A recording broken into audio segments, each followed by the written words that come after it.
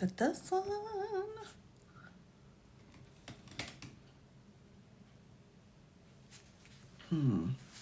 I can't tell which one is flickering.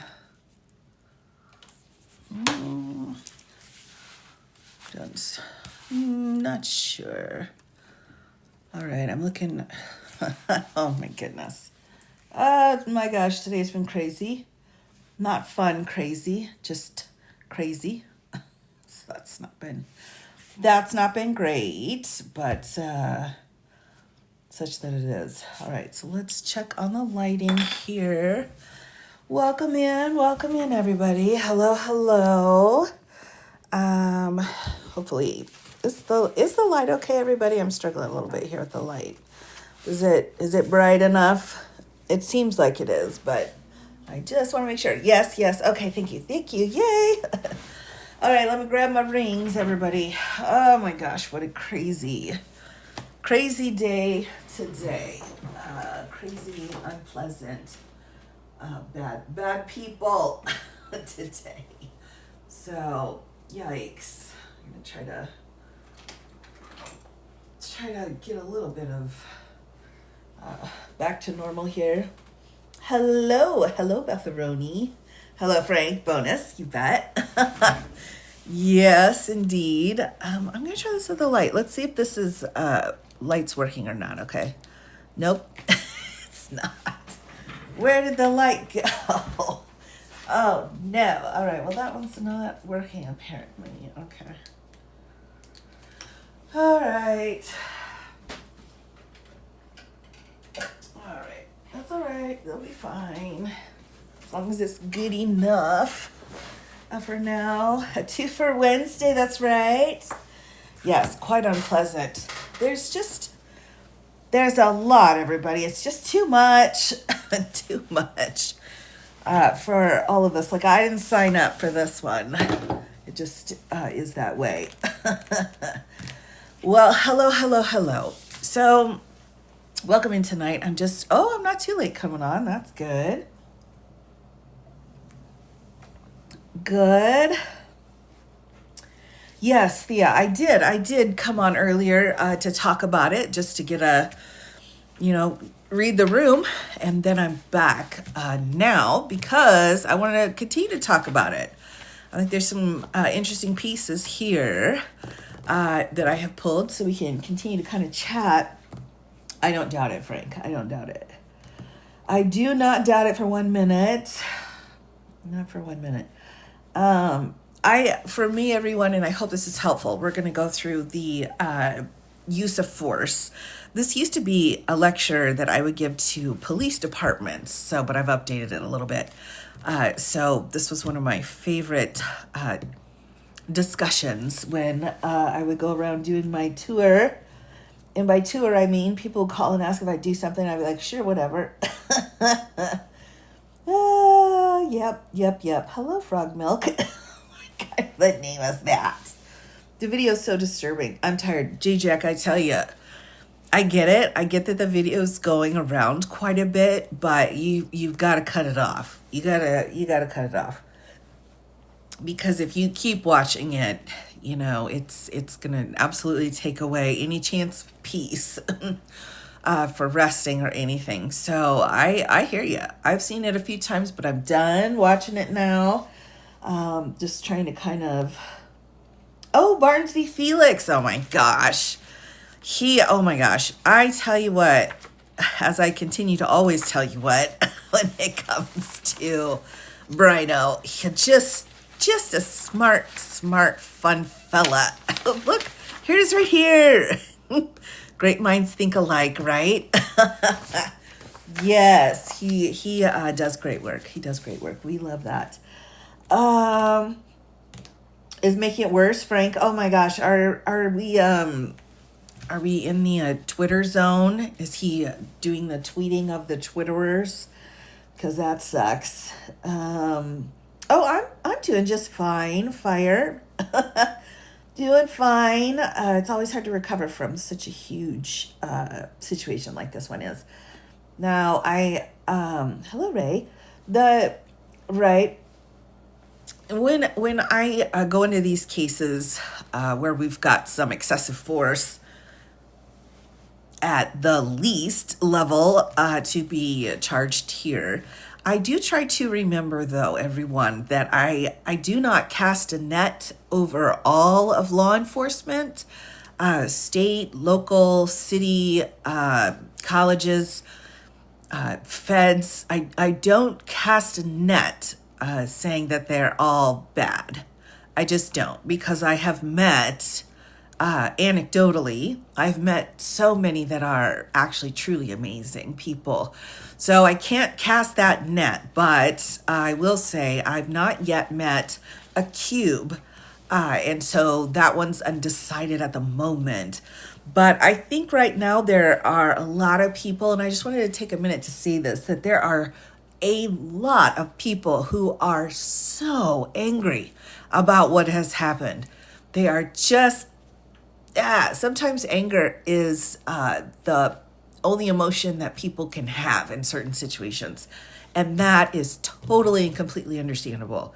You know, you got to do what you got to do. If you're mad about it, be mad about it. If you want to watch the videos, watch the videos. Whatever it is you think you need to do is the right thing for you to do. So just to kind of keep that in perspective here, because, it's a nightmare. What this whole situation is absolutely a nightmare for sure. Of course. Haven't met a cube, but so far they're not impressing me. And that's how I feel too. I am not impressed.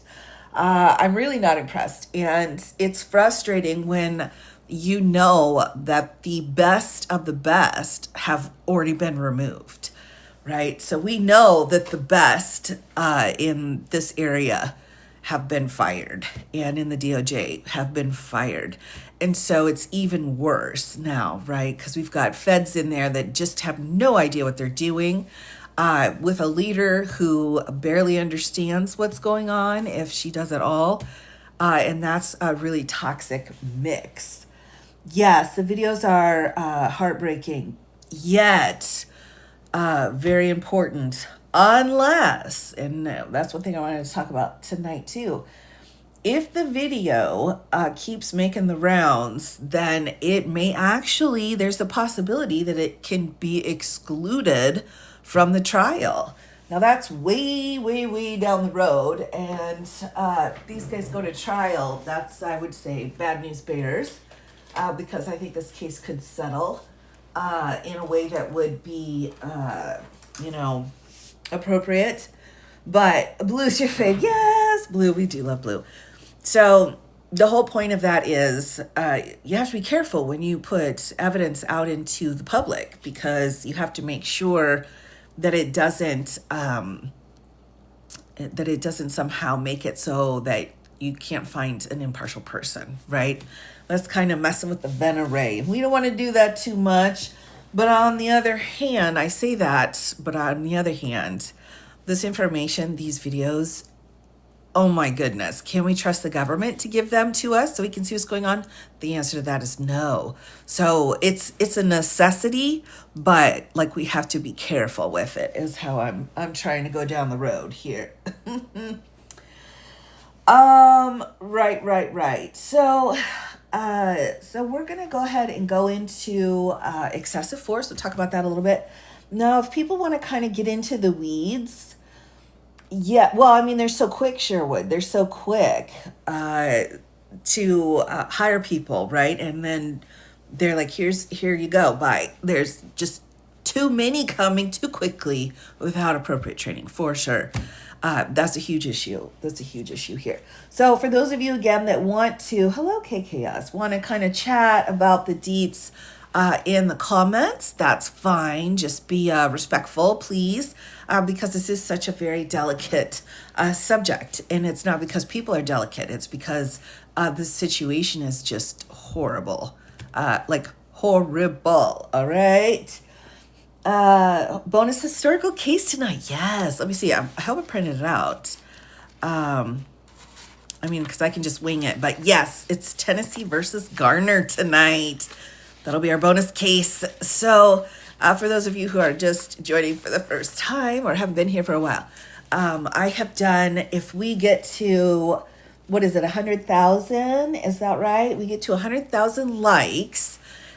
So just, tapping the screen, then I take a break. We pause in our discussion and I share a relevant historical case. So we just kind of go through it for a few minutes and talk about it. So for tonight, once we hit 100,000, I do have a good case for us. It's a bit more recent than the case I did last night, which was like in 1894, maybe. This one was decided in 1985, so, still last century, but we all get lemonade. That's right. That's right, Frank. Hello, Bobby. Hello. Welcome, welcome. Oh, J. Jack, I'm glad to help in any way that I can. Most horrible administration in the history of America. I can't say you're wrong. I can't say you're wrong right now. You're welcome. I'm happy to do it. Oh, thanks, Anita. I'm happy to come out and explain some things. I have noticed a ton of creators are kind of doing lives a lot more than they used to. So just as a heads up too, it's not going to offend me if you want to kind of hop around different places. I know that Army Barbie is on right now too, I believe, with Devil Dog.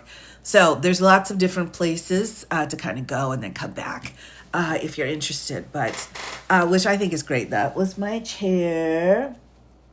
Right. You're alive for that. Yikes. Get the tappers tapping. Oh my goodness. All right, everyone, let's dig in here. Let's dig in and start talking about this crazy, ridiculous, horrible situation that we find ourselves in at the moment. Let me see here. Oh, I think probably my blue. Let's do I got it. Okay, I reached out. I got it. Blue pen. Right. Oh, kitties are doing okay. They're doing okay. I don't know. They were fighting each other. I'm like, are you supposed to have one cat that like rides the other cat like a pony around? Because I'm like, Atticus, get down. Oh my gosh, tap through the anger. That's right. Absolutely. Local, really? Oh my gosh, yeah. I mean, this is a mess, everyone. All right, so let's start here, Sound of Music style at the very beginning, okay? The one thing I wanted to just run through, give you some idea of how the training is set out, all right? So I'm not going to read everything here, but I thought it would be helpful for us to at least look and see how they set their training out for basic training.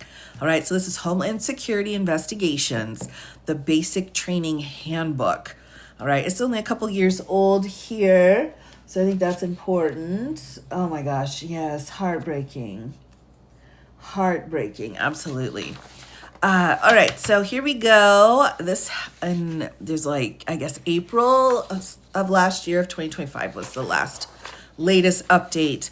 So again, we're just taking a peek here. We're looking and seeing what kind of training that we're looking at here. Oh yeah, I got the basic, you bet, Bubbles. That's right. Like, we got to look at the rules here because there's some rules that have been violated. So here's our table of contents. So purpose and scope, of course, introduction, definitions. Now, definitions, of course, are one of the things that this administration likes to kind of kick around and redefine a lot of stuff. And so that can be problematic. So we've taken out of making sure that our words and their terminology are on whatever it is we're filing, so there aren't any questions.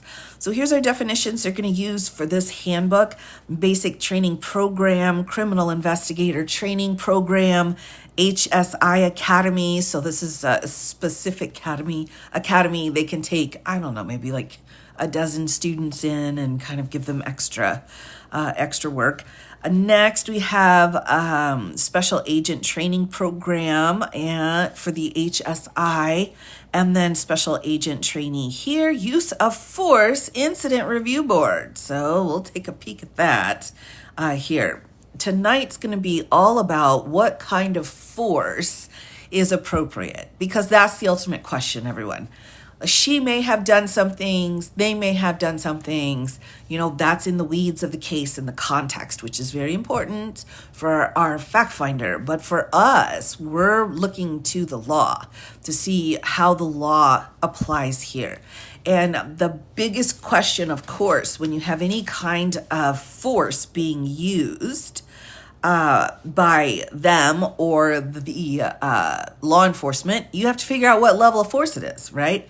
So, of course, lethal force is one category, and then non-lethal is the other category. So not too many here. Lethal and non-lethal. And when we're talking about this too, we're going to look and see what a reasonable officer would do. All right, so it's not what this officer did. It's would a reasonable officer with the same training and experience have done the same thing. All right, so reasonable officer is the standard. Now, what exactly is a reasonable officer? We don't know. It takes a lot of bits.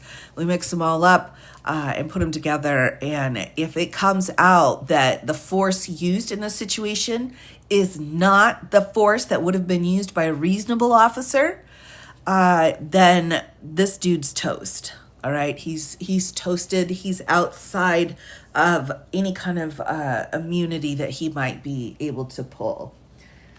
Is this yes, it's Homeland Security, right? And under Homeland Security is the cubes. Yep, that's where they're at.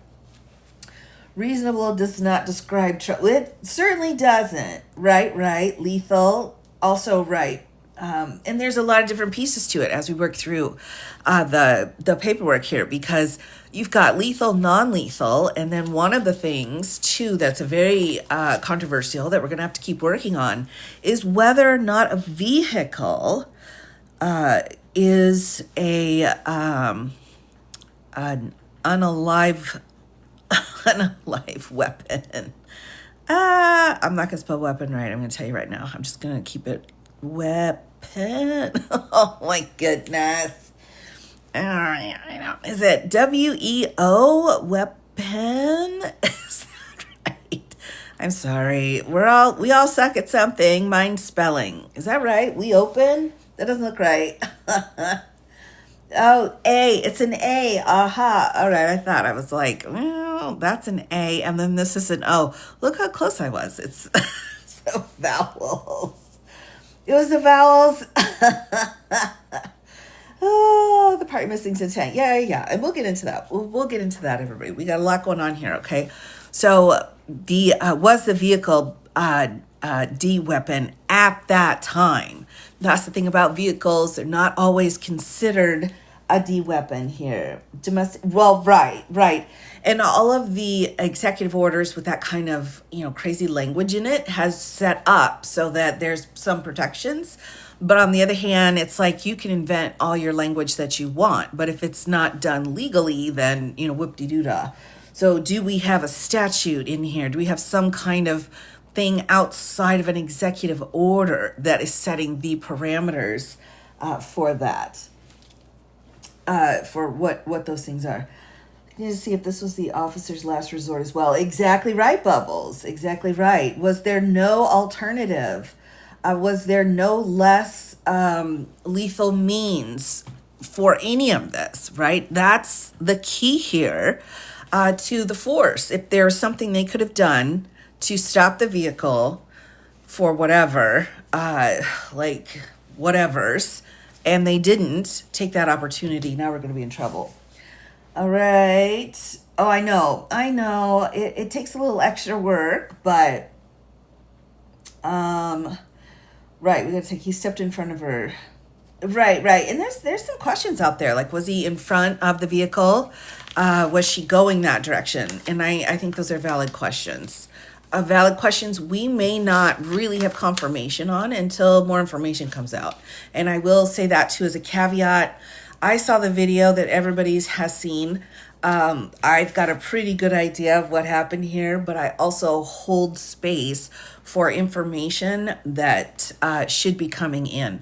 Now, if it's the Fed's information, we need to be very cautious. But if it's other people, I'd like to see more witnesses being in a situation where they can really tell the story rather than try to push through the shock. So that's what I'm hoping for here. What about the audio? One saying move out of the way. Right, that's important. The audio is incredibly important, what people said, as well as what angles they're coming in at, right? We also are looking to see the body cams. Now, with the body cams, I know we were talking about it earlier when I had come on Army Barbies live for just a little bit.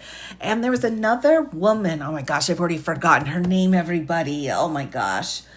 I can't remember. All I remember, she was in the box below my box. Incredibly intelligent woman. Incredibly intelligent. That's why I feel kind of bad that I can't remember her name. But anyway, she was already trying to explain this idea of how much power you have and different levels, as well as federal responsibilities versus state responsibilities. So there are a few people out there trying to explain this for everyone else. So grateful for, oh, I'm happy. I'm happy to help where I can, for sure. Hopefully I'll be able to ask Army Barbie what that woman's name was, because I just forgot. It flew out of my head. But I was so excited to see that there are people out there making it so that it's user-friendly here. They were waving them out of the area. Right. So, and we'll get into that. We'll go ahead and we'll put some of our evidence together and try to put it into our categories. So the first one here, I just want to make sure I don't miss one. We've got a use of force review board. That's only one page. So I'm just writing the page number down here. Next, authorities and references. Next, responsibilities. This is the basic training for Homeland Security manual here, right? So responsibilities, they set out who's there, like executive associate director, assistant director, deputy assistant director, and so on. Who's in charge of the academy, who's in charge of the operations. Here, the HSI Academy class coordinators, special agents in charge, and special agent trainees. So that's the Chapter 5, reporting for training in here, date and time, registration, what it takes for you to actually get over to the academy.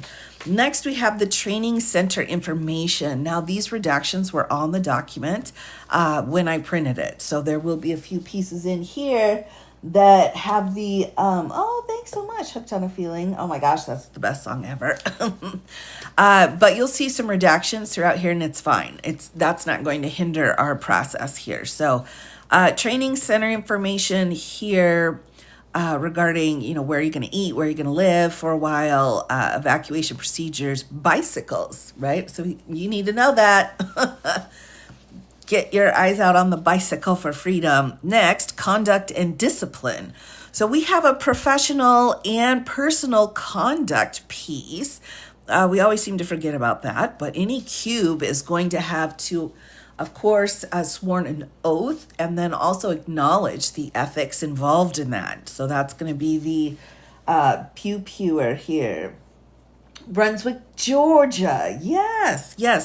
All right, so we've got, I forgot about the Georgia, the training honor code. So you've got your own set of code ethics you need to follow. Here's discipline here, misconduct, infractions, corrective actions, administrative information. So this is how they set out, again, the program. We've got chain of command, of course, if you want to take leave, so on and so forth. What about laptops? We can ask Hunter about that. Reporting injuries that were sustained in training. That wasn't in my manual when I was teaching at different academies. And then down here, we have equal employment opportunities and reasonable accommodations. Again, just to give you some idea of how this is set out. Then we have the programs, and it looks like 25 students can be brought in, and it's a 13-week program with all the training that you need. So 13 weeks, we were thinking like, what kind of training are we going to get?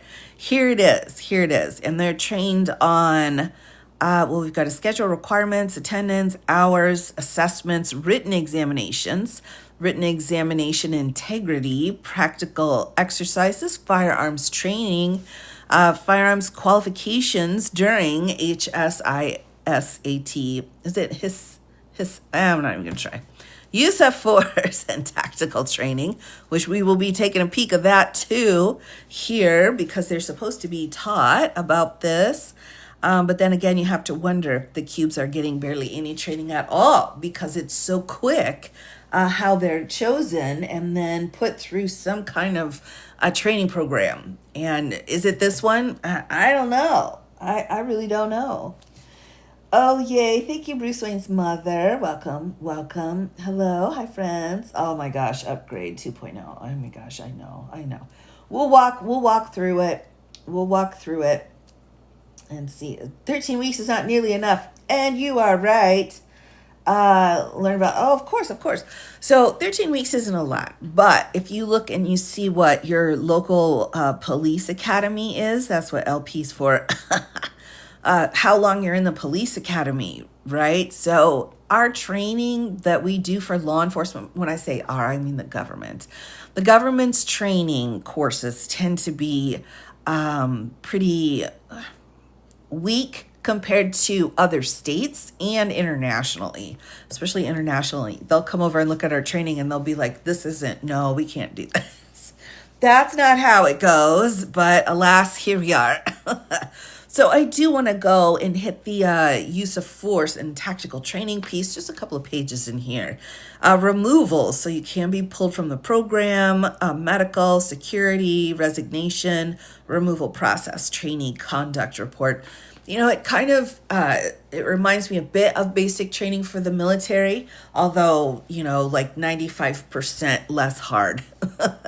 So there's that. And then we've got completing the program here, appendices also. So that's the basic training piece that they have here. Let me just real quick explain the HSI Academy as we move forward here.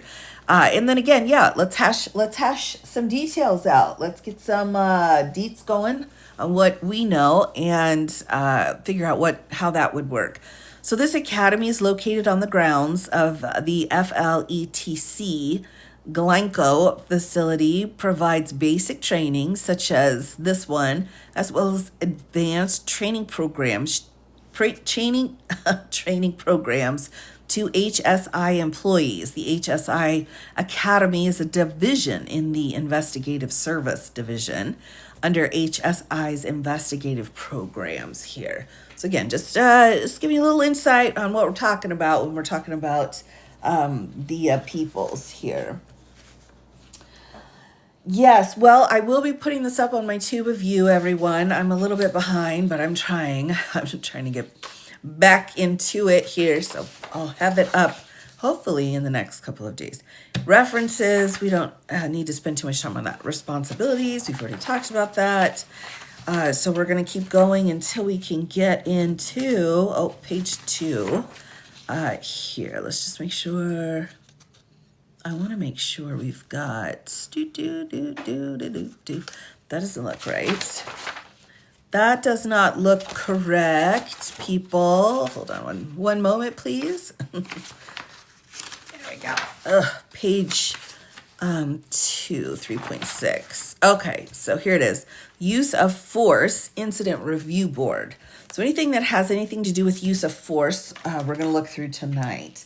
Hey, Cheryl, welcome in.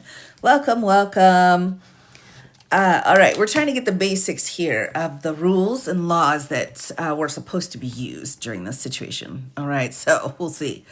The Use of Force Incident Review Board. The Use of Force Incident Review Board is comprised of certified firearms people. I don't know, that doesn't sound right, but tactics personnel and HSI Academy managers. Reviews questionable or egregious use of force incidents, as well as other student conduct and or performance issues in firearms and tactical areas.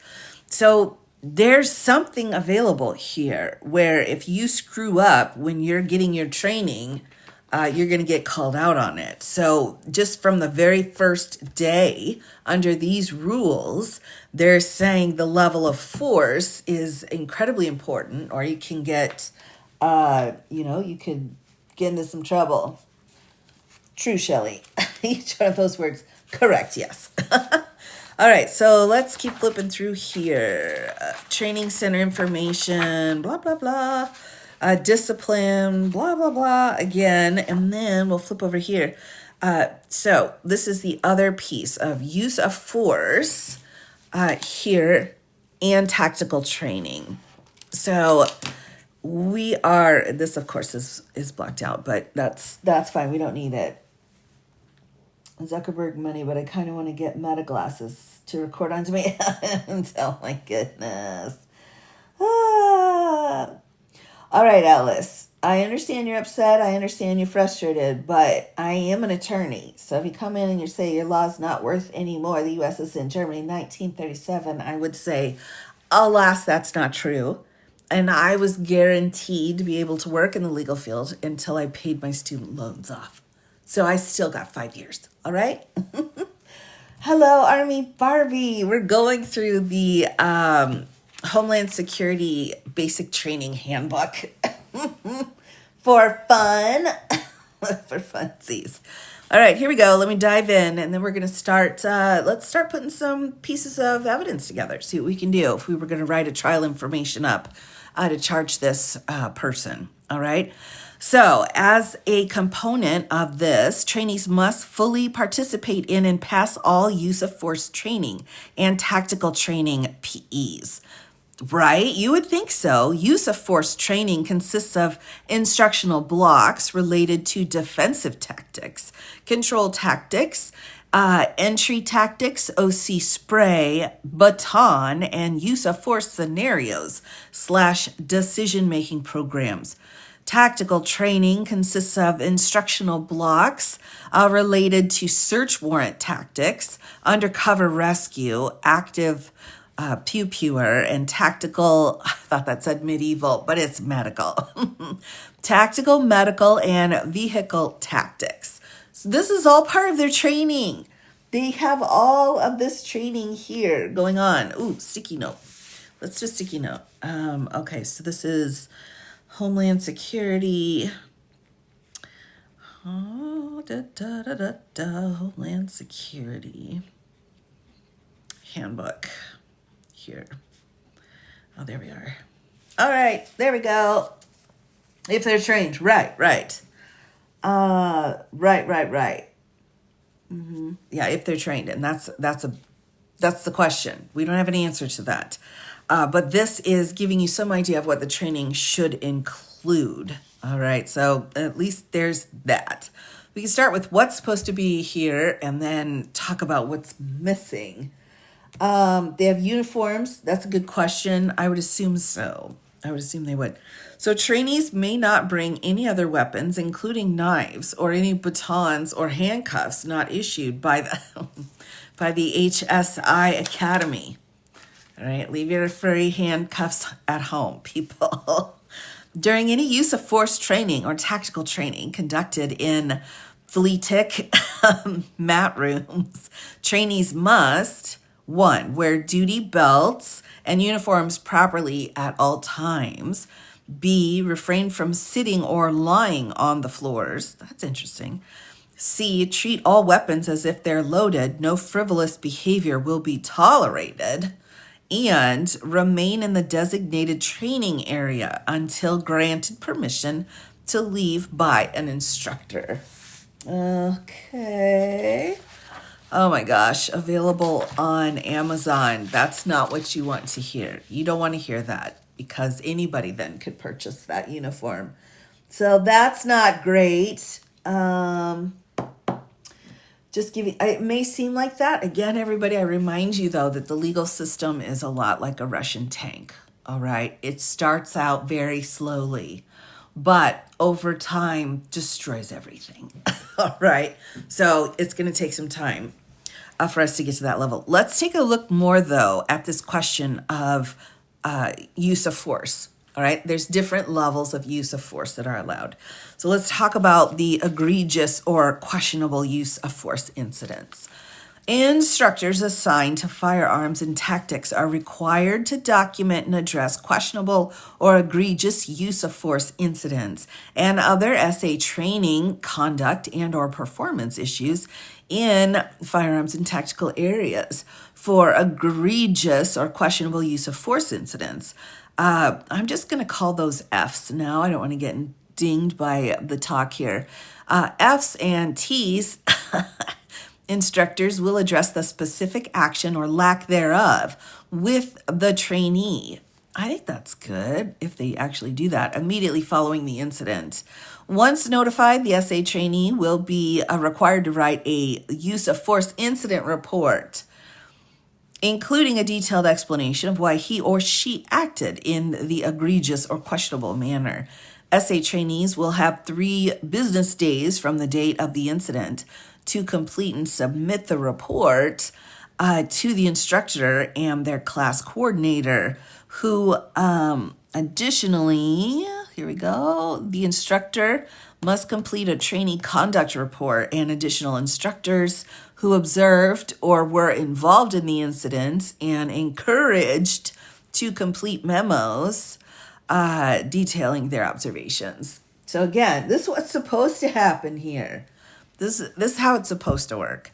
As soon as possible after the SA trainee submits this document, the SA trainee will meet with the board unless not operationally possible. This meeting should occur within 3 business days. The SA trainee will have the opportunity to articulate his or her actions in front of the board. The board will review the trainee's report and provide feedback to the trainee. Within 1 business day of the meeting, the board will provide a report to the division chief at HSI Academy that will include one of the following recommendations. So this is where I think it's very helpful to try to see how they separate out the different kinds of force. All right, so here are the actions. This is what's going to happen to you. All right, so this is kind of the last piece here. So here's the action. Trainee was able to articulate necessary and reasonable use of force during the scenario. So again, this is, you have to see, was it necessary and reasonable, the use of force? And if so, then no further actions required. Trainee was not able to articulate necessary and reasonable use of force during the scenario, but successfully articulates an understanding of failure to adhere to the policy, case law, or performance criteria in such a manner that demonstrates he or she can effectively apply necessary and reasonable force in future scenarios. And then no further action required there. Trainee was neither able to articulate necessary and reasonable use of force during the scenario, nor successfully articulate an understanding of failure to adhere to the policy, case law, or performance criteria in such a manner that demonstrates that he or she can effectively apply them in future scenarios. And this one's saying if we're knocking on this door, we need additional training. Yeah, reasonable is difficult. And so for in this situation, the easiest way to remember what reasonable is would be, would a reasonable cube do this, right? So would a reasonable law enforcement officer do this? Because if it's not, then, you're toast. Last one, trainee was neither able to articulate necessary and reasonable use of force during the scenario, nor successfully articulate an understanding of failure to adhere to the policy, case law, or performance criteria in such a manner that demonstrates that he or she can, or flipping over here, gotta flip, can't, well, I guess there's nothing more. Wait, no, here it is. I was worried. Effectively apply them in future scenarios. At this point in training, remediation would not be sufficient to address the current performance level. Whoa, so you're in some big trouble then. So those are the 2 pieces here of the training manual that go into use of force. So I think that's important. Again, lethal force is the last level of force. We have continuum on spectrum. Again, I'm sorry. Oh, here we go. We have a, what did I just say? So for use of force, everyone, force, right? We have a whole line here, and reasonable, understandable force, different levels here. And the lethal force is all the way down here, right? And part of lethal force, am I spelling that right? Force, there we go, is that you've got to meet these other pieces first. All right, so you've got to meet the. You tried to look at a reasonable way to get around it without having to have all of that. So the phrase that they're using a lot in here is, let me make sure I've got it here.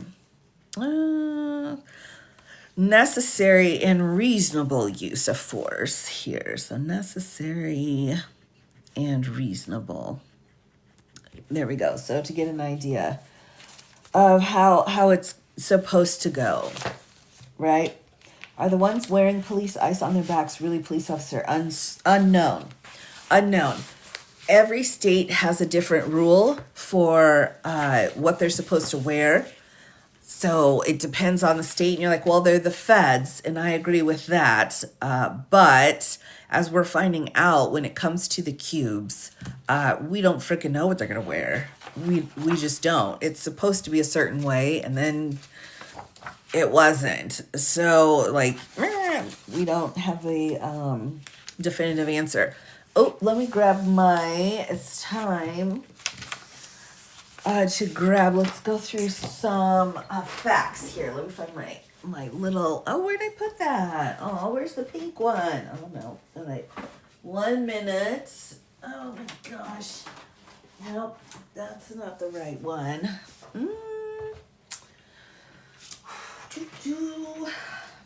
Oh, maybe Atticus ate it. Atticus, stop eating my stuff. All right. Well, we'll get there. Okay. No, that's not there. Nothing but the most professional of all the people here. Oh, for goodness sake. How can I not have that? Oh my gosh. All right. Hold on. Here we go.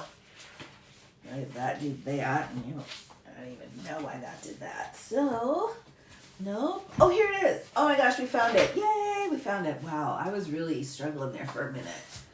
I was like, how could I have not put that here when I put it there? All right. Here we go.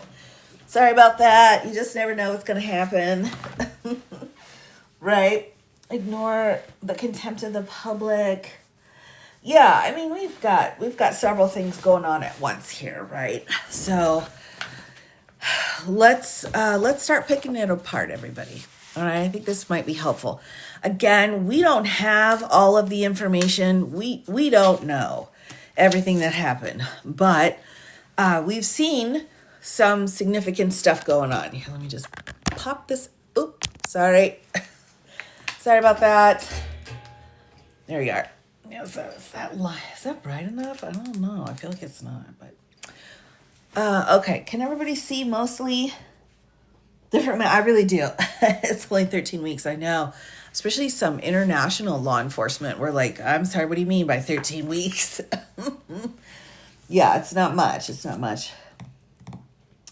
We have fraudulent information on the side of the cubes. He's not injured. He walked away.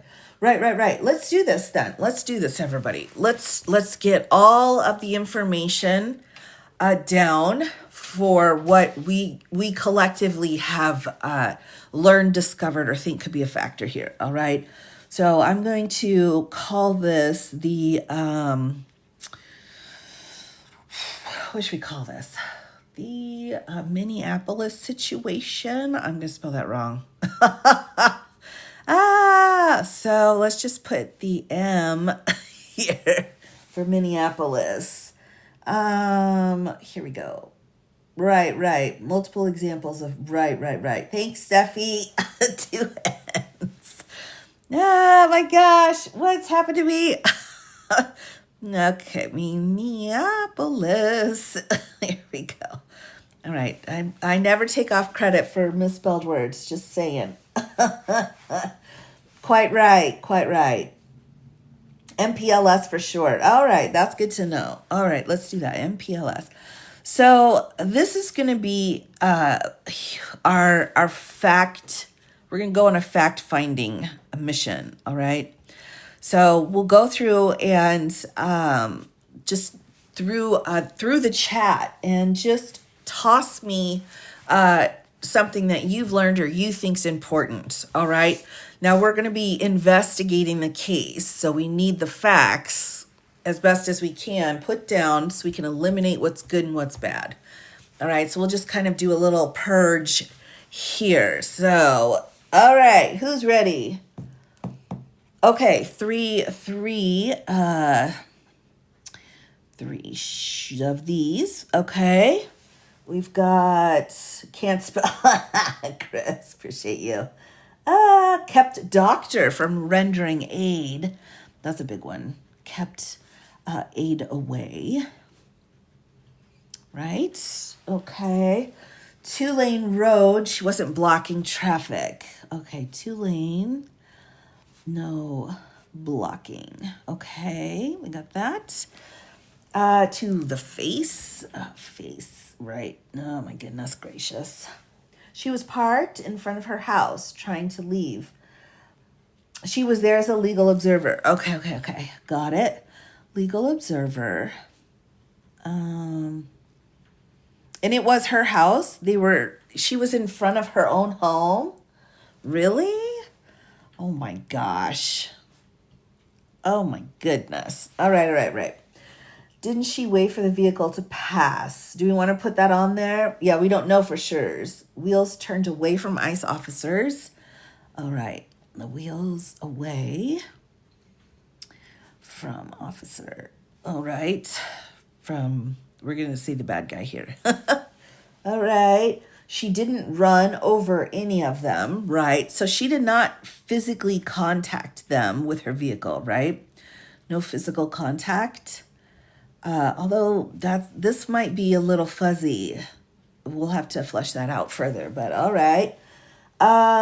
He almost got his own guy. Really? He almost got his own guy. Okay, hold on. Almost hit own person. Own person here. All right. She waved them past her and they escalated. All right. So, waved here and they escalated. And that seems pretty apparent in my opinion. They escalated the situation, right? They tried to open her door. Oh yeah, they're getting mad about that too. Tried to open door. Yeah, some have such big egos too that if anything gets in their way, they're like, meh. He went straight to her doorknobs and reaching in. All right. Straight to door. I noticed that too. And then reaching in, like I don't think that's proper protocol.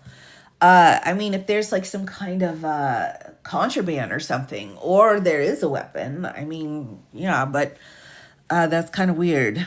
Researched in. All right, the guy who claims to be hit was on video walking just fine away. Okay, so the popo injuries, right, are questionable at this point. There. All right, makes sense. What were they after? Is that what you're thinking? Like, what were they after here? Okay, here we go. We're after. Okay, and then conflicting directions, one to get out and another to leave. Oh, that's so important, right? That is such a huge piece. So they said both get out and stay in and stay. So we've got, that's a huge issue right there, conflict. Because in that situation, what would you do? I would be like, okay, they told me to stay. This person told me to get out. So, like what's your next move? Okay, the officer took the thing across the front of the vehicle, putting himself in danger.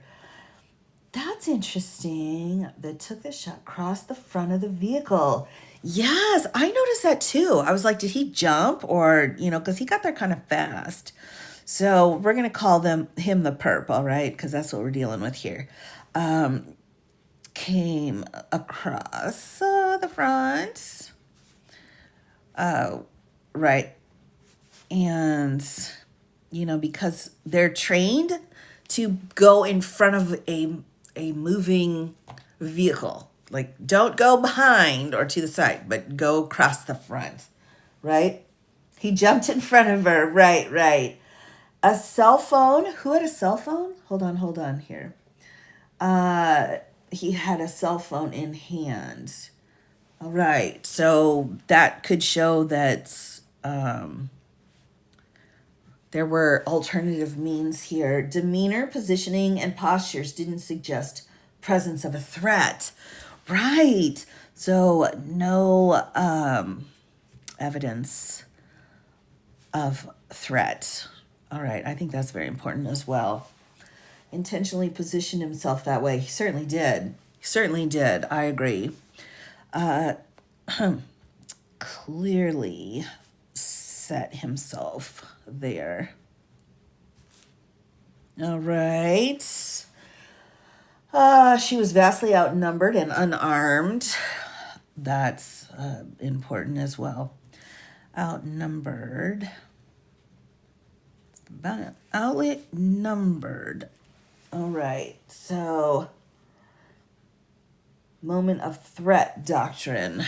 That's a tough one. Moment of threat. When we start getting into the different defenses here, it's going to be tough. Kept shooting as she was leaving and chased the car. Oh, that's right. All right, so more of those after she tried to leave. Okay.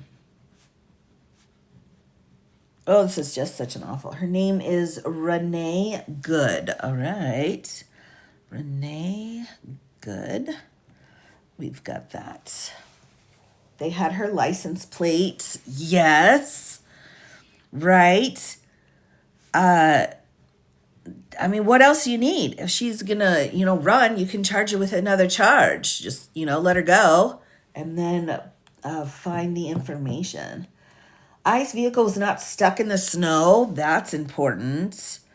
Because that's the bologna sandwich they're trying to feed. Vehicles not stuck. Yeah, that's like one of the things they're pinning it on here. Denial of medical care. Right. So that's here. That's a huge one. So let's add to that. We'll say denial of care. That can be a big deal when it comes to a lawsuit, actually. Risk the passenger's life. Are you saying she had a passenger whose life was at risk? Okay, live here we go. If there's someone else in the vehicle. They pulled rifles. Oh my gosh. Okay. Let me go back. Oh my gosh. This is okay. We've got rifles. We've got lying on TV. Verbally said go around first. So I think that's a good question too. What was said to who? I think is important. And to who was it said? Doctor yelled, "You just unalived my neighbor." Oh my gosh. You know what? That is an exception to the hearsay rule. When you have something like that, that would be a present sense impression or excited utterance. Ooh, you might be able to do both, actually. All right. You unalived my neighbor. Right. That's huge. You unalived.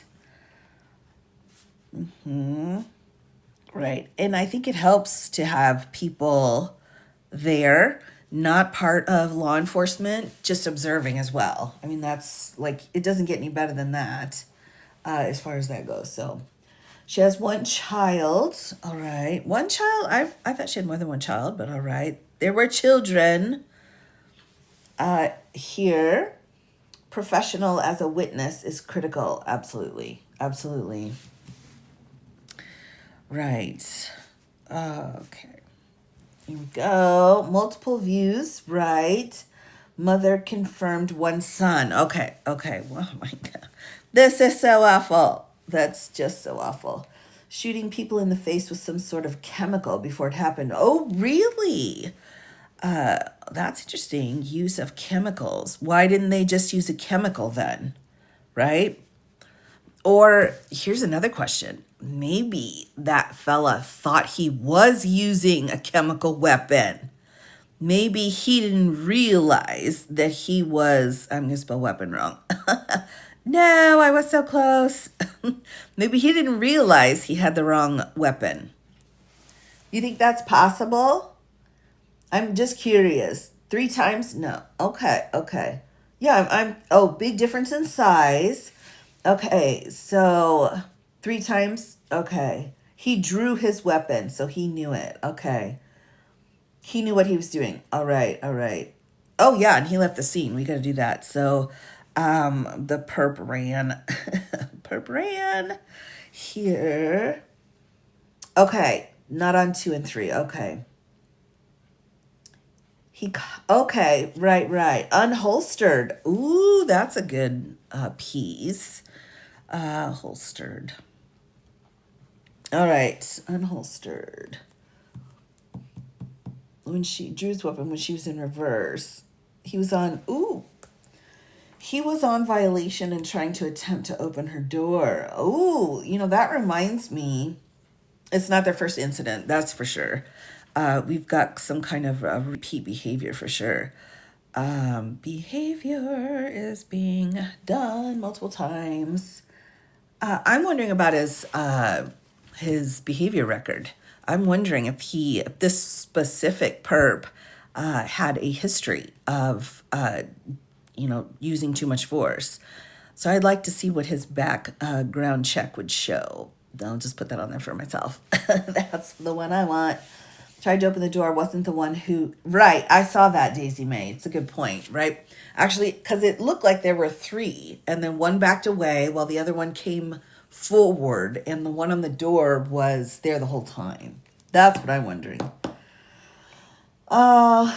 Reese is not yet, not that I know of. What kind of training did he have? Good question. It's looking like, what I say, 13 weeks is possible. No coordination.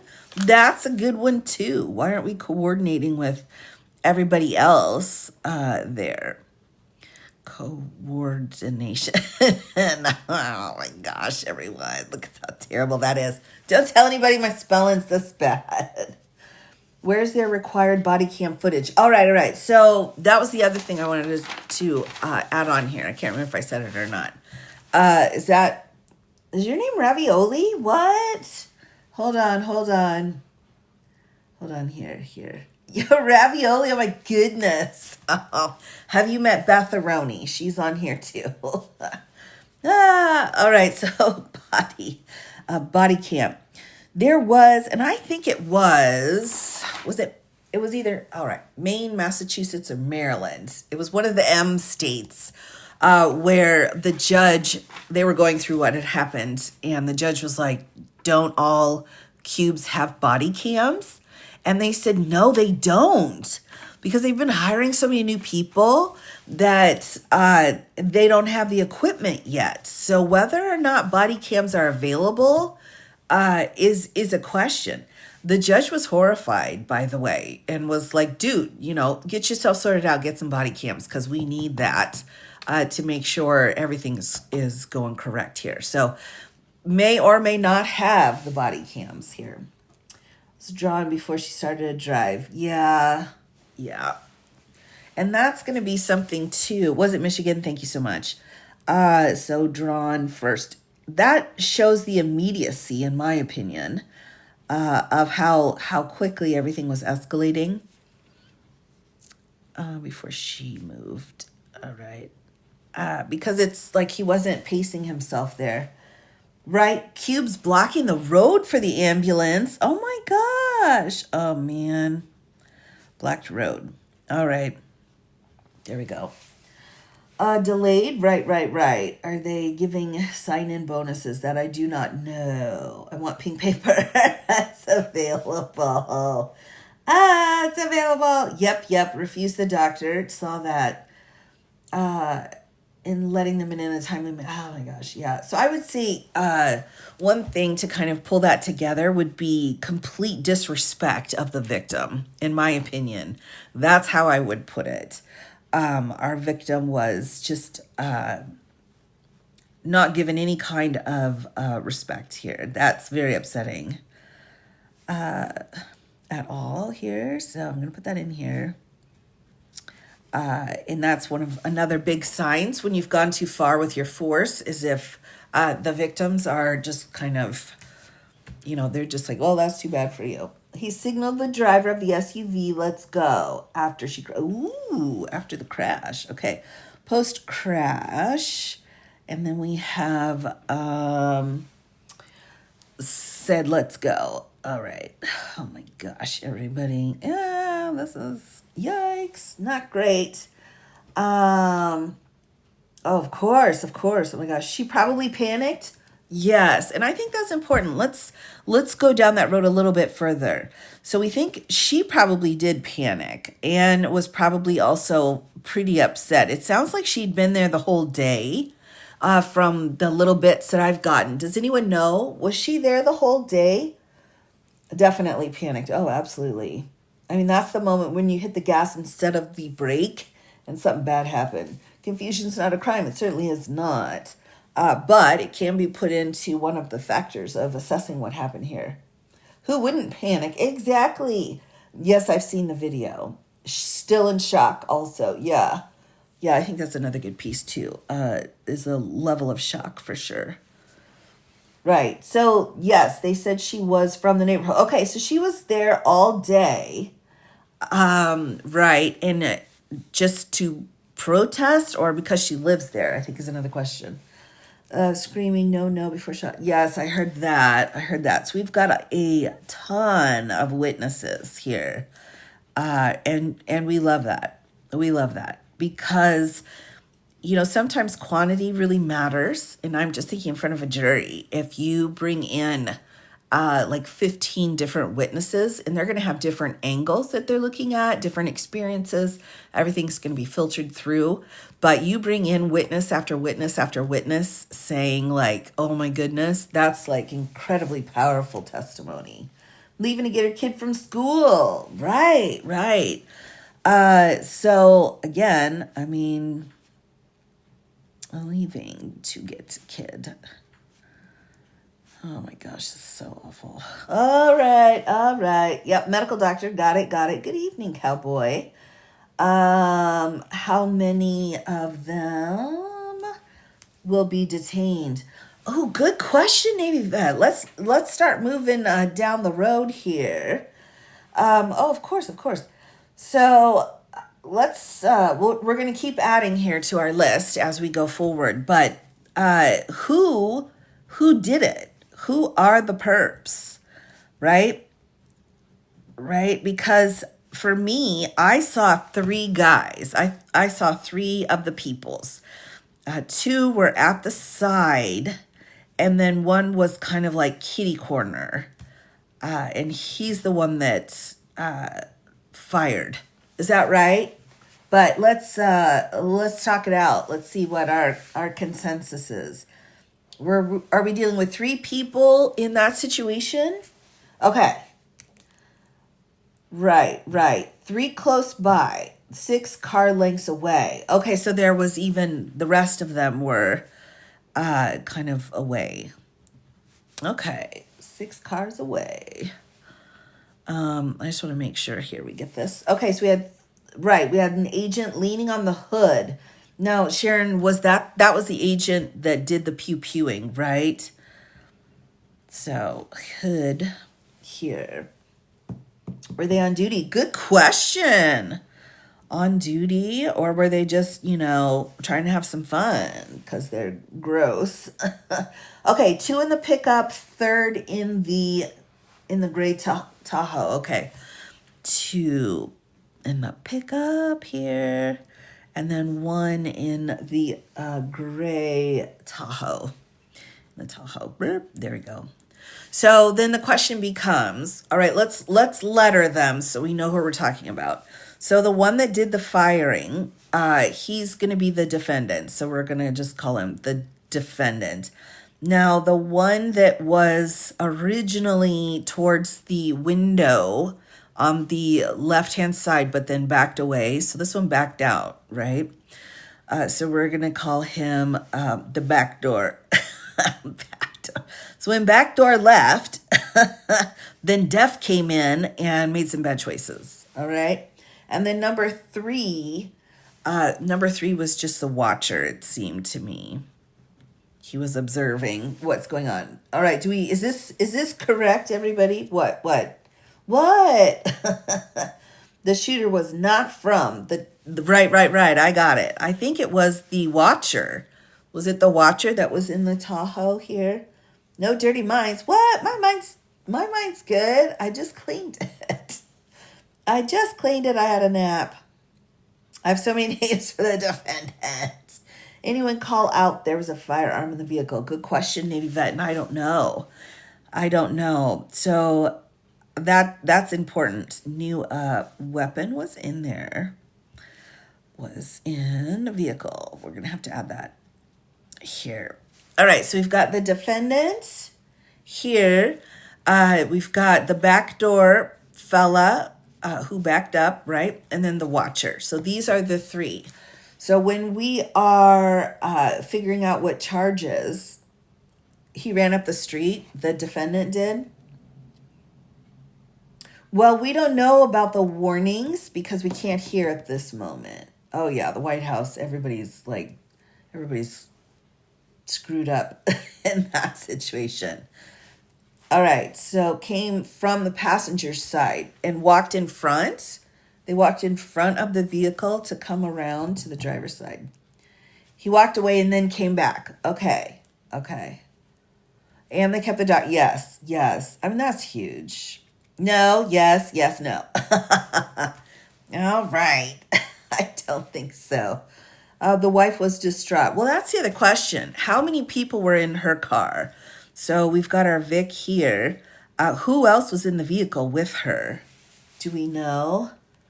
On that one, yeah, they're, of course, covering it up because they're bleep, bleep, bleep, bleep, bleep. It's possible for an arrest, yes. Okay, you got it right. Okay, no one was in the vehicle. Okay, there was, her wife and a dog were in the vehicle? Wife and dog in vehicle. She was alone in the vehicle. Oh, no one was there? Whoa. She was on scene, but not in the car. For the wife. So the wife was there, not in the vehicle though.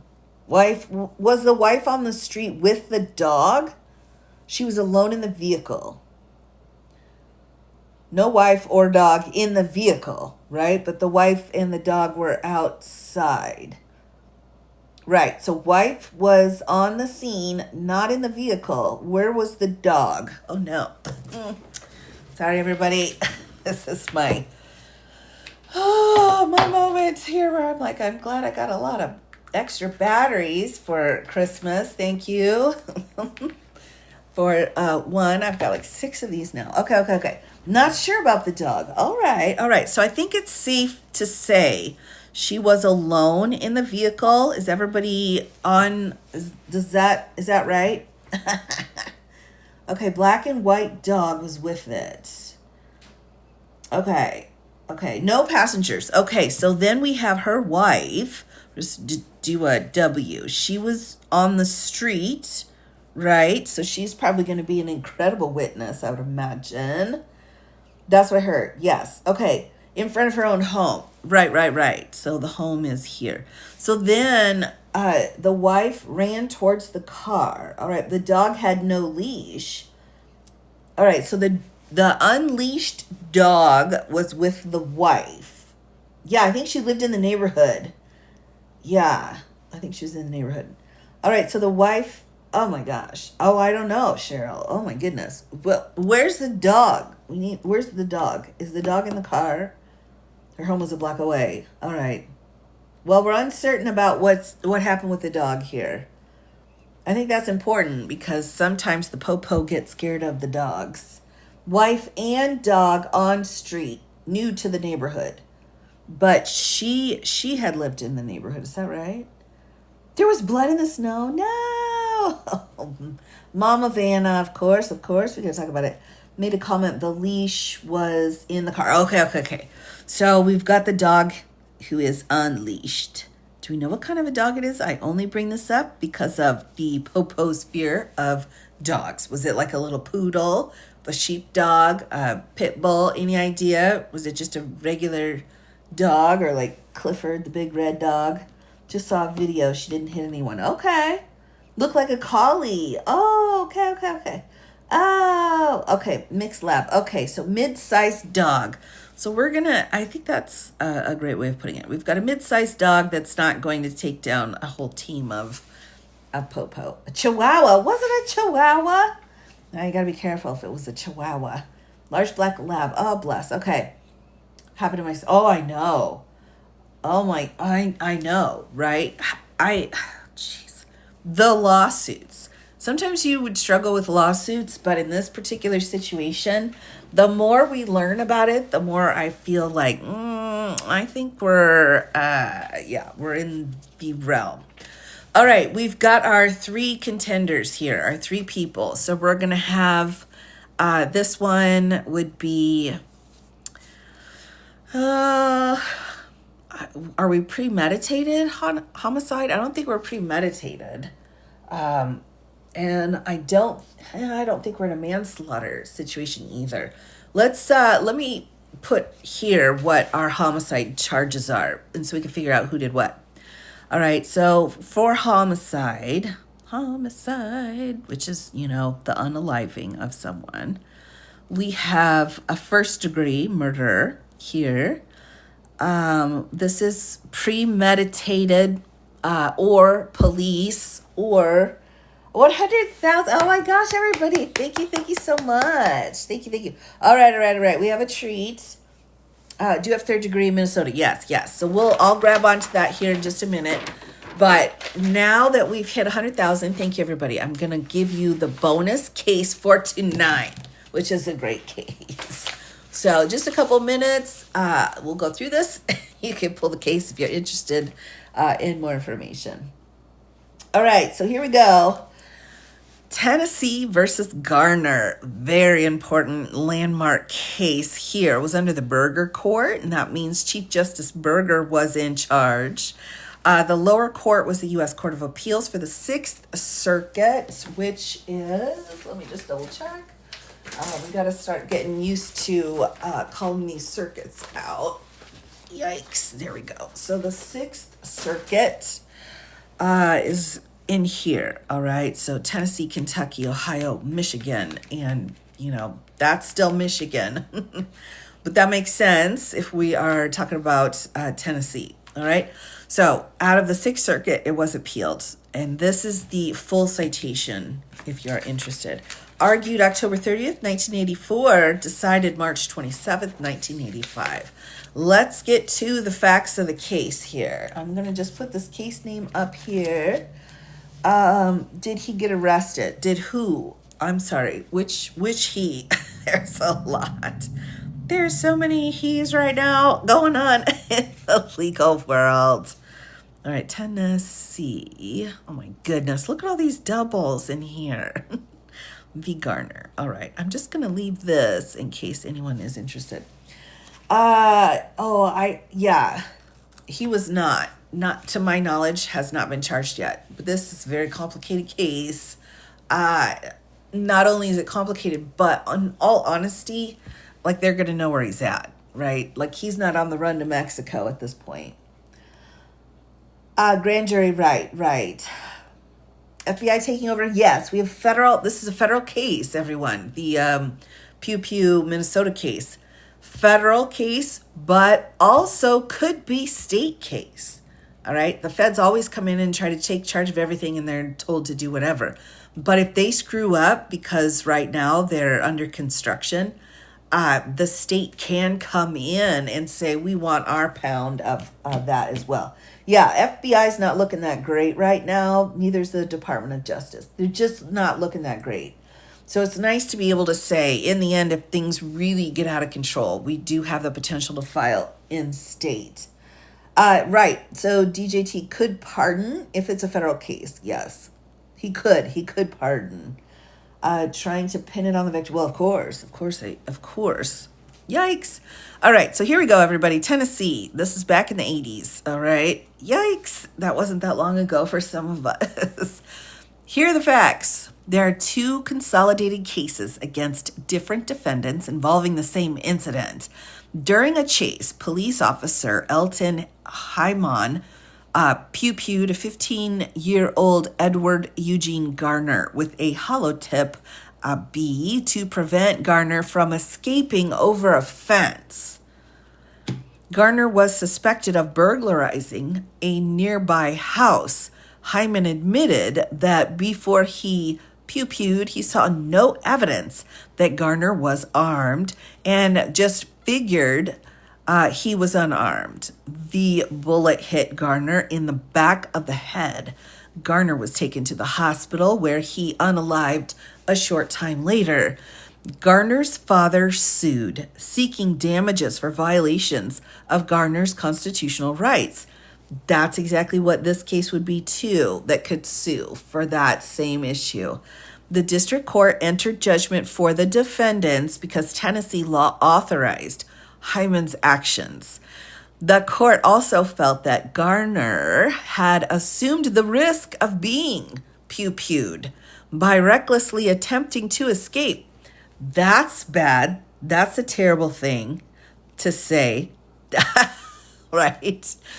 So assumption of risk, everybody, is wow. I mean, that's like where you go into your neighbor's trampoline and you go play and you get hurt.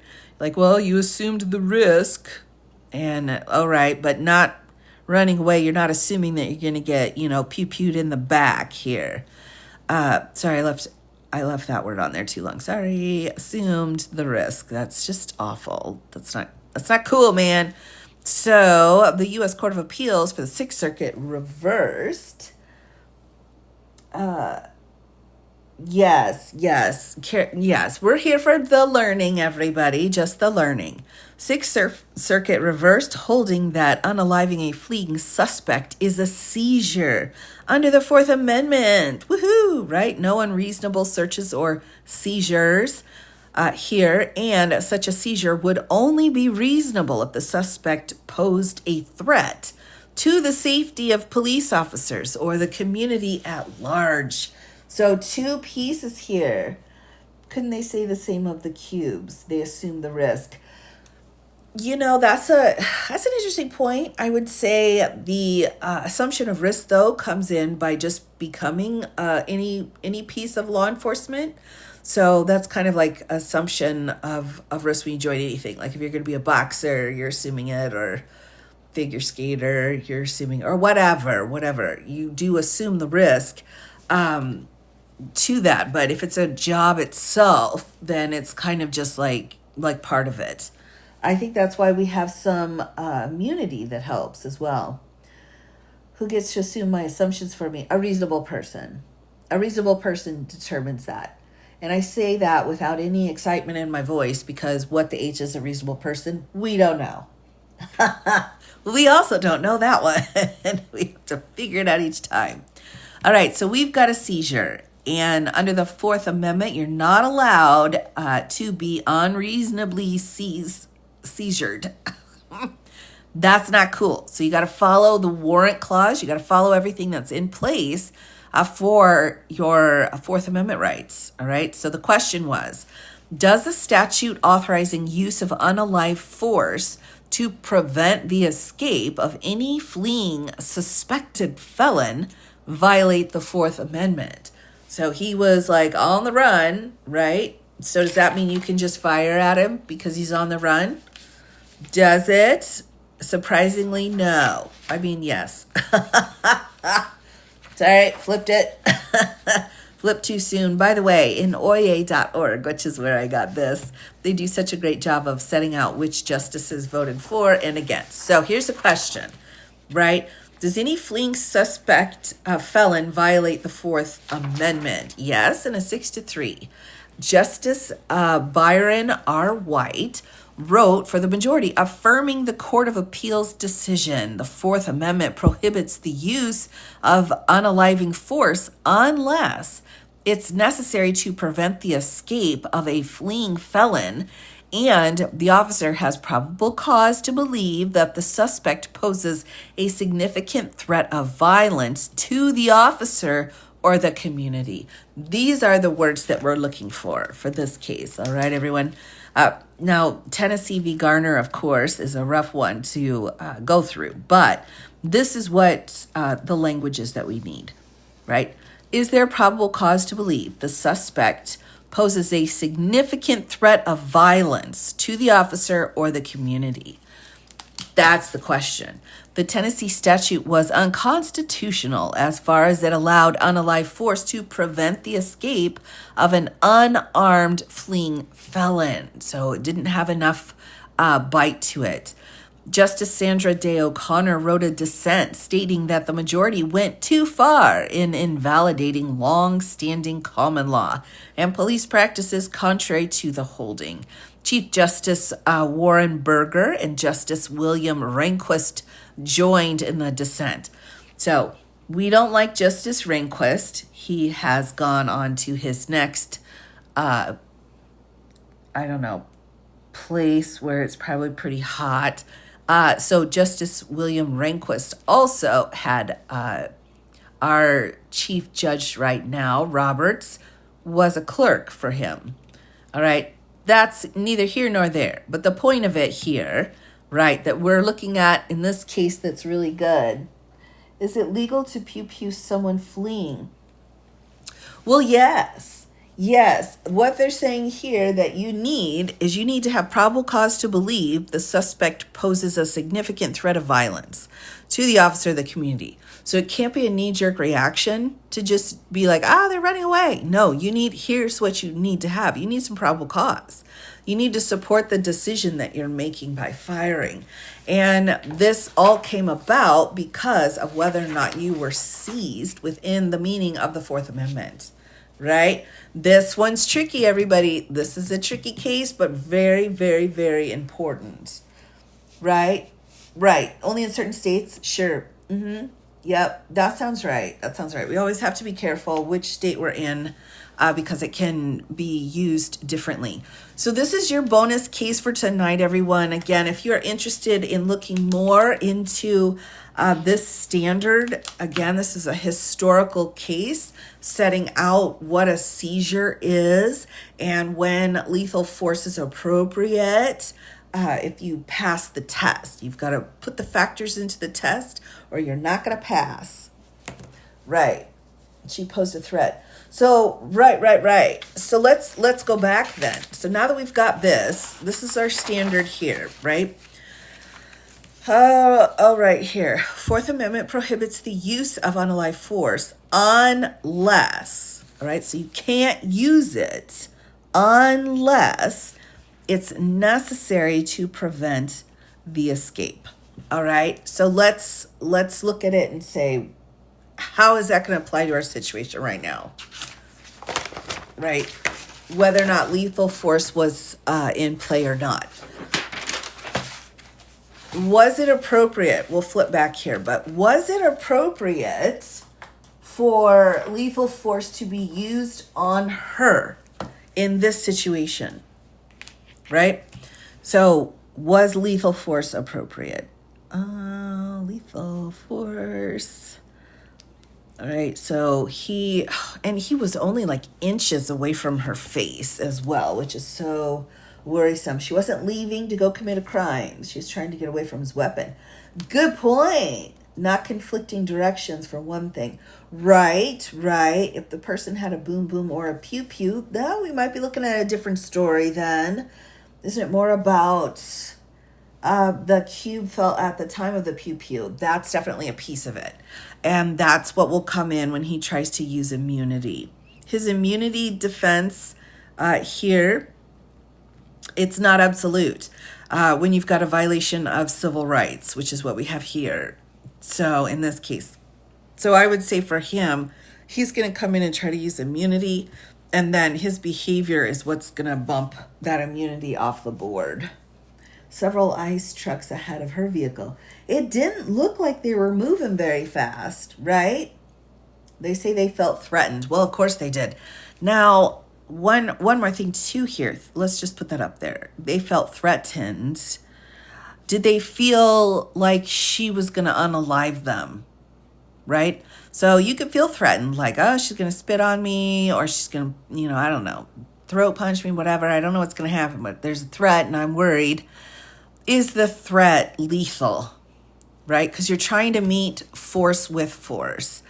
And again, a lot of people get upset when I say that, but when I'm talking about force levels, if someone comes up to you and just spits on you, you can't bring out like your sawed-off shotguns. You know what I'm saying? You just shouldn't ever be walking around with those anyway, quite frankly. But you can't just do that. You can't just get, like, she spit on me. That's it. She touched me. Unwanted touching, that's an assault. Technically it is. But you got to meet that with the same amount of force, right? You can't just come in with like a tank and be like, that's it for you and your spit, So that's what we're talking about when I'm explaining how these things work, is the level of force. Again, people get very upset. They're like, well, I'm a really good shot. What about that? And they're not. I'm like, they both have weapons, pew-pews. That's the equal level of force.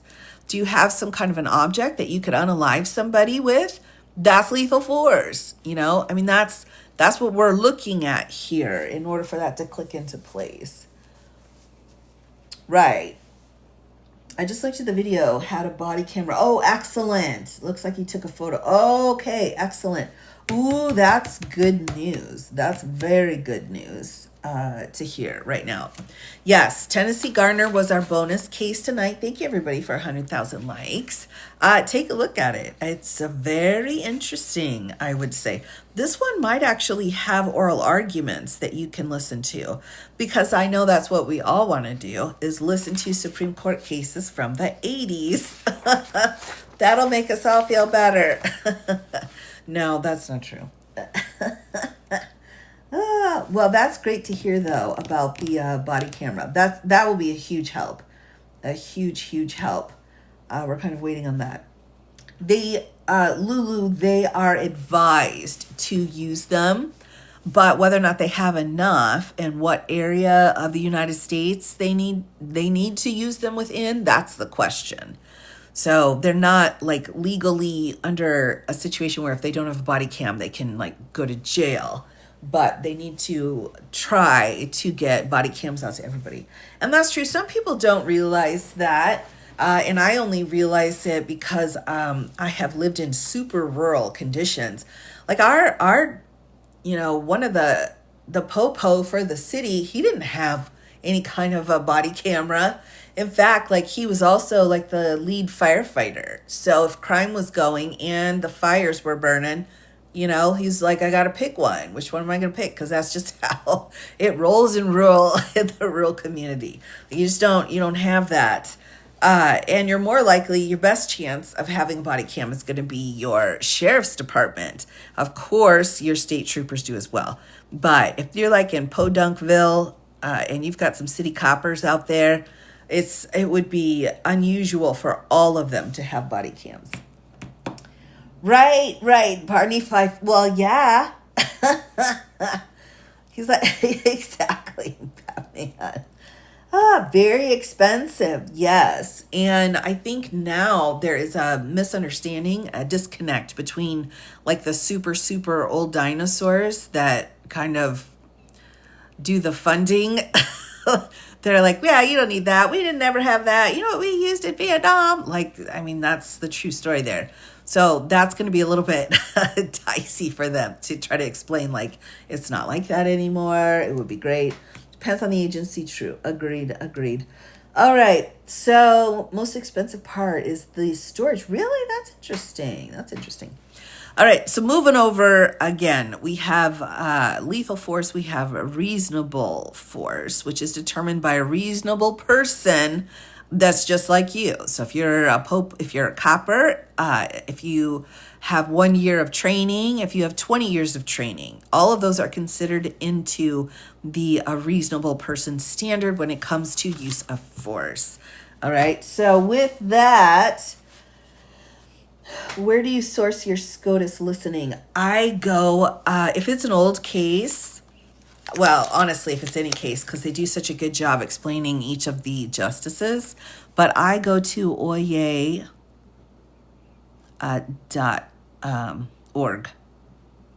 There you go. Oye.org is not sponsored. Amazing resource. So this is, you can get, I mean, I've listened to Supreme Court arguments from the 60s. You know, one of the most famous cases is Mapp v. Ohio. And, you know, we were listening to that and I was like, hot diggity darn, I'm in the, 60s again. I'm not sure I like it, but they're very good about it. They're very good. So, yes. And then, of course, the Supreme Court has its own website, which is great also. Got to make sure it's got to be available. They did not have Brown versus Board of Education, and I'm not sure they had the Loving case either. Miranda, yes, they absolutely do have the Miranda case. Listen to you for days on end now. Oh, you get sick of me. All right. So before we move too far away here now, everyone, we have an idea of what's going on with now that we know the Tennessee case. But let's talk about this. All right, so first degree homicide. And I don't think there is the, the feds have it. The feds do have that capital piece to it, so capital punishment. First degree, this is usually if there's some kind of police involved that has been unalived or premeditated, right? Most people know that. So premeditated, that's your first level of your murder.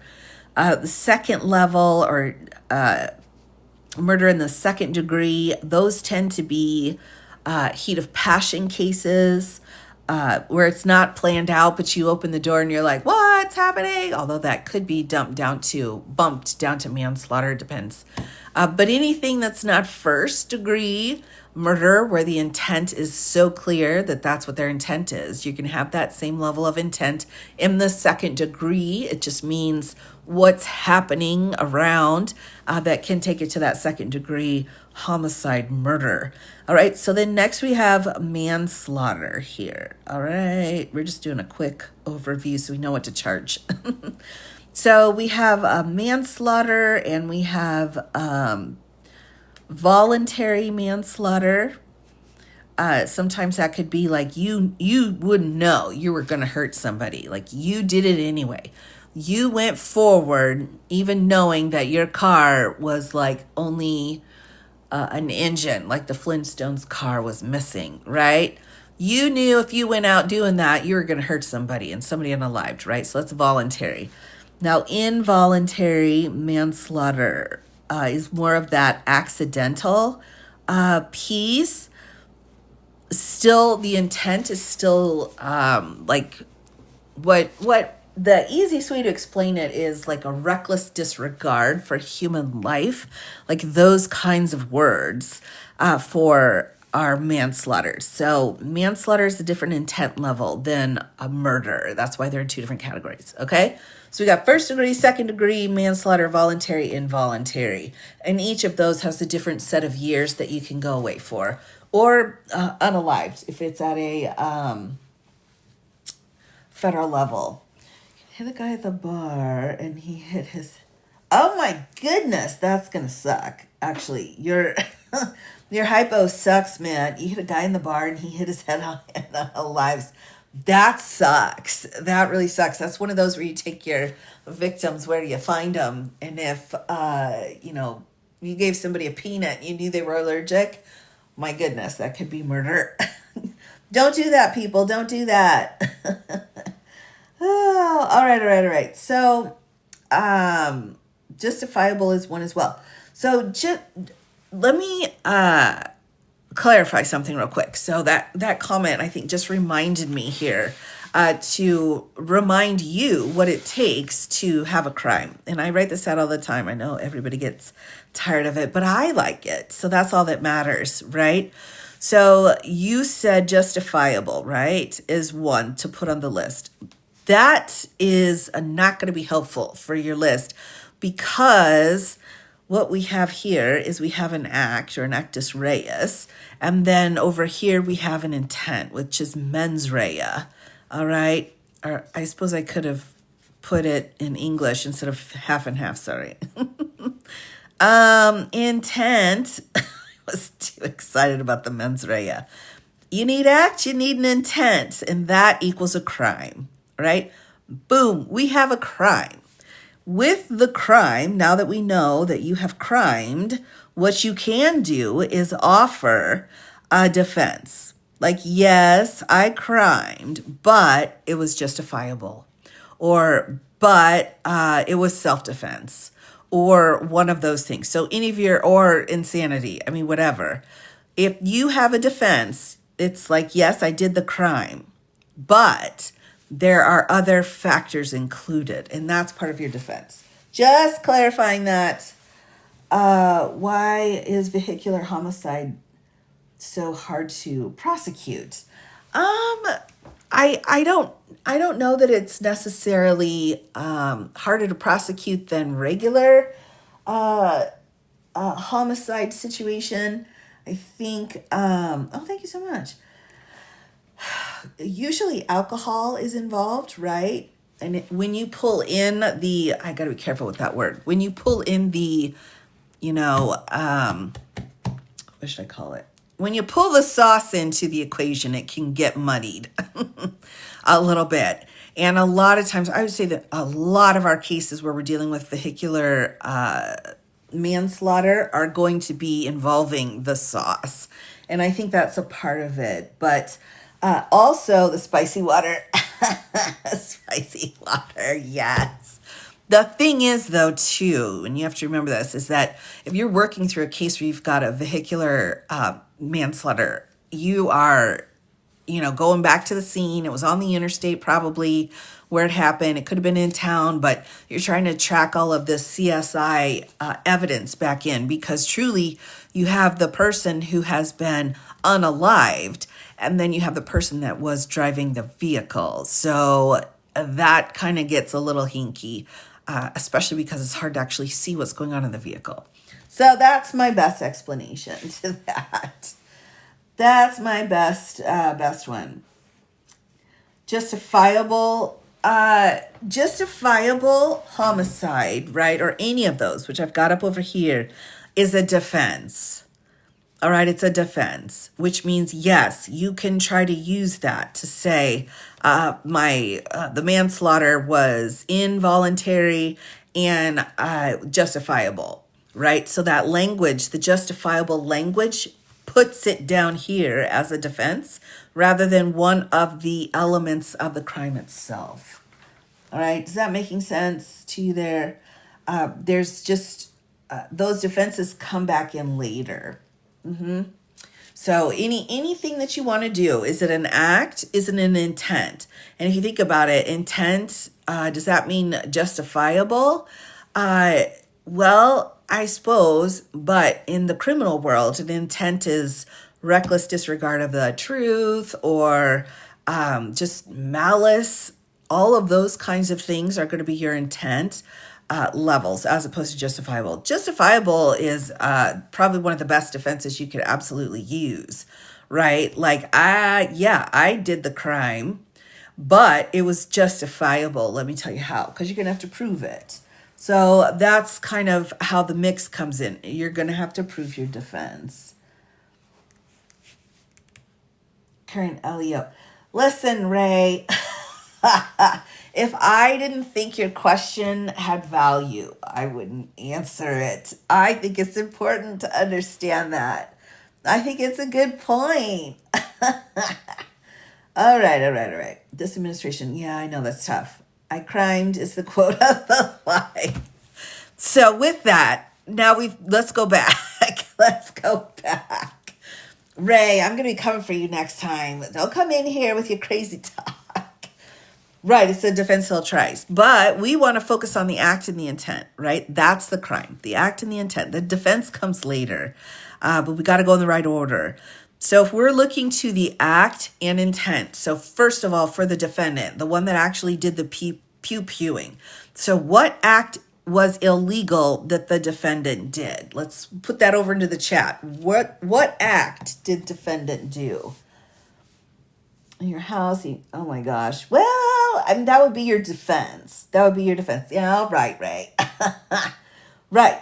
Well, we're not getting into defenses yet. What was the act? What was the crime that he committed? It does flip, you're right. No, this is the police guy, right? This is the cube. We're talking about the cube without an immediate threat. Sure. No crime. Well, driving, well, I suspect. Come on, people. Come on. Not announcing it. It was a homicide. Okay. Look, I'll give you a hint up here, right? All right, he homicided. Just put it that way. He homicided that poor woman. Oh, he crimed. He did crime. That was a lot of criming situations so they could engage. Well, perhaps, but that comes later. That comes a bit later. We were talking about the woman. I know, right? So we got to really focus. We got to focus just on that. All right, next. So this is the popo that actually did the pew-pewing. Next, we have the guy that we're calling backdoor, and he backed out of the situation, backed away from her vehicle. He did come back again, but we're saying the defendant homicided. Next, is this another defendant, the guy that backed away from the door? If so, if he's Mr. Backdoor, then what would he be charged with? What would the crime be for him? Because he was there, and he backed away and then went back, right? So what would a charge be for the back door? The pew-pewing, right? Pew-pewing, yeah. Involuntary manslaughter, premeditated. Well, premeditated means you planned it before you really even got going. An accessory to the crime. All right, sure, I can see that. Aiding and abetting. Yes, I think that could be it. Right. Escalated the situation. Right. I'm not sure what criminal charge that would be. Assessed before and after. Proving premeditated would be close to impossible. True. It's very difficult. You've got to have a lot of good circumstantial evidence. You can pull all that circumstantial evidence in, you're going to be good to go.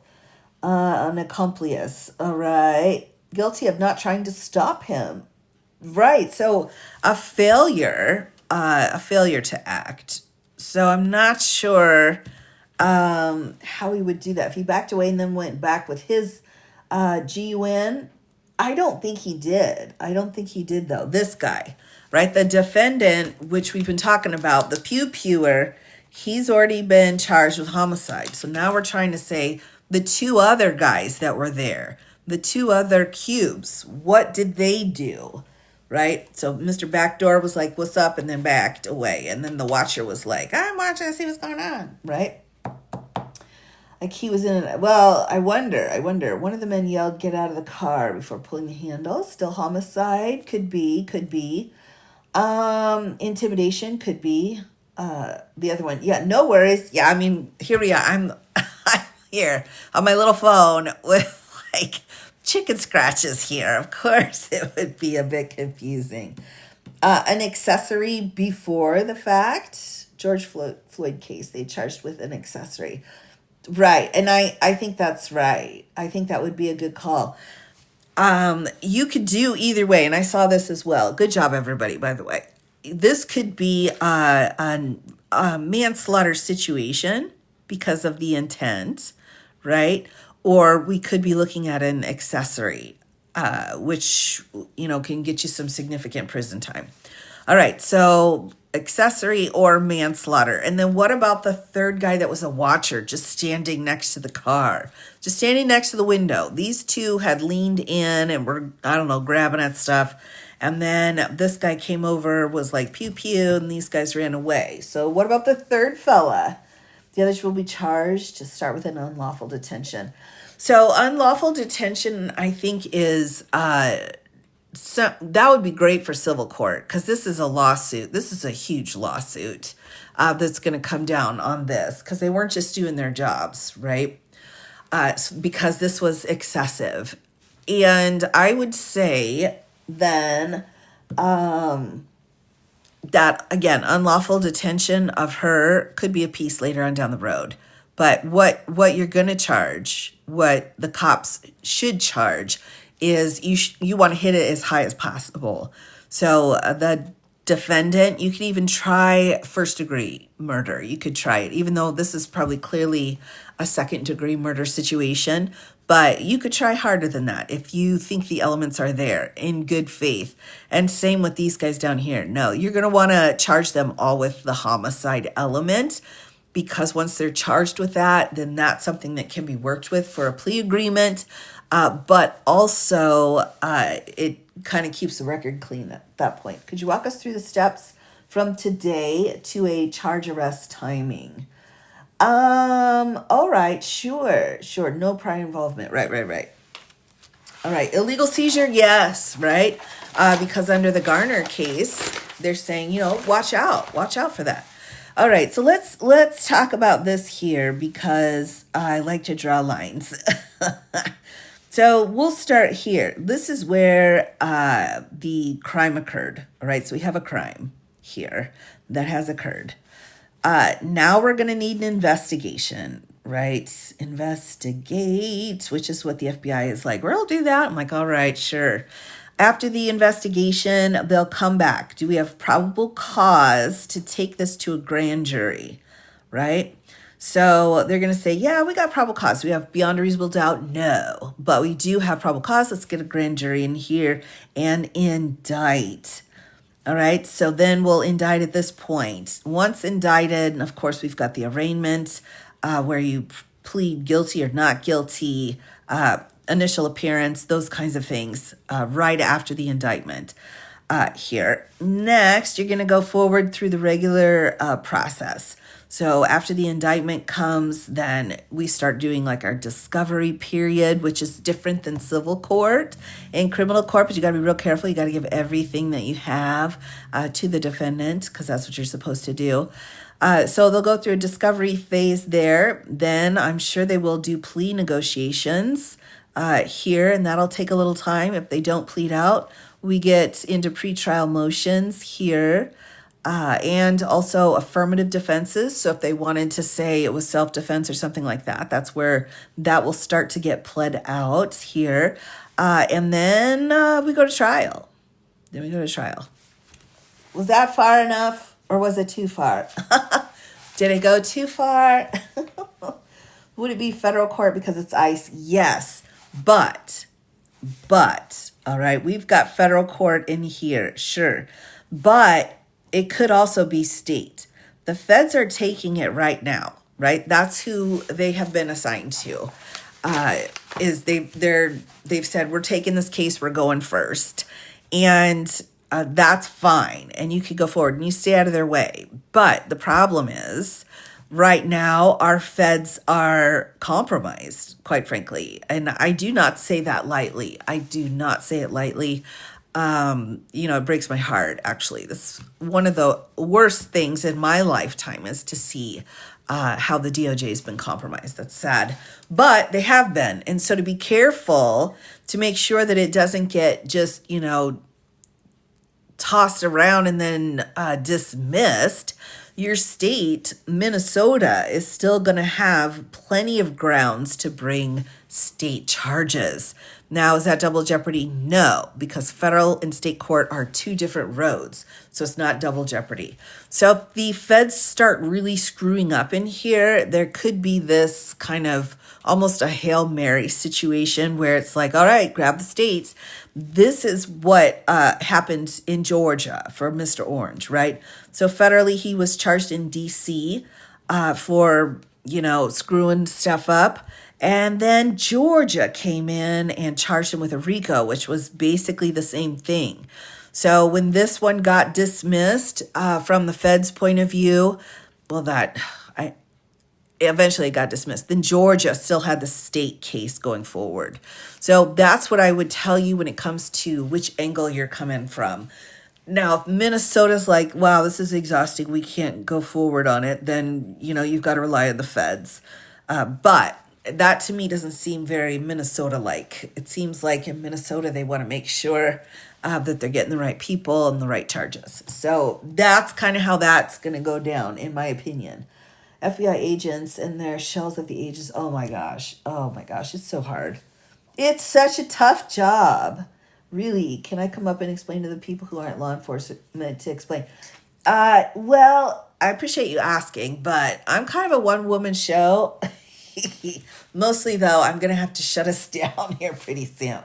But next time, I tell you what, you should direct message me and tell me what info, and then we can schedule it out, and I can make sure that we put it in the show. Is this ICE guy in custody? No, I do not believe so, but I've been on the live. So anything that would have happened within the last 2 hours, I can't attest to, but it's possible. And again, what are we looking for that, for the pew-pewer? We're looking at a homicide.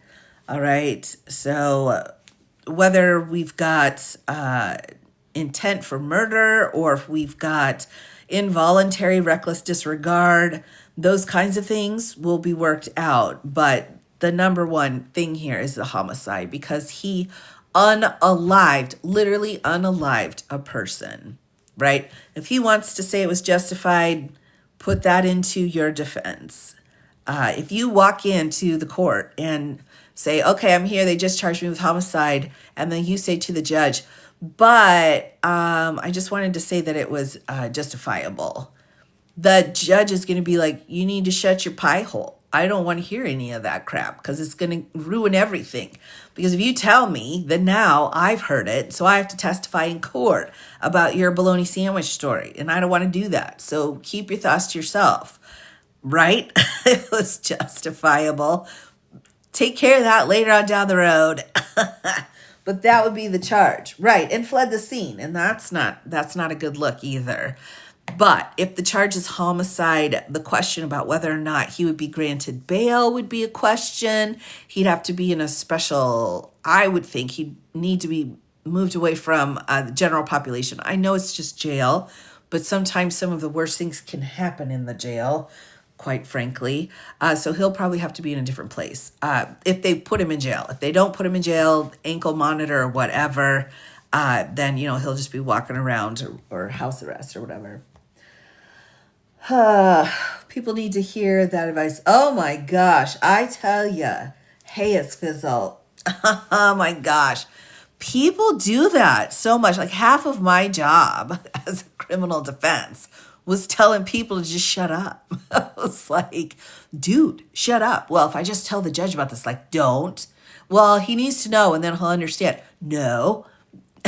And then they stand up and they're like, blah, blah, blah, blah. And I'm like, you just admitted to the crime that we're here for.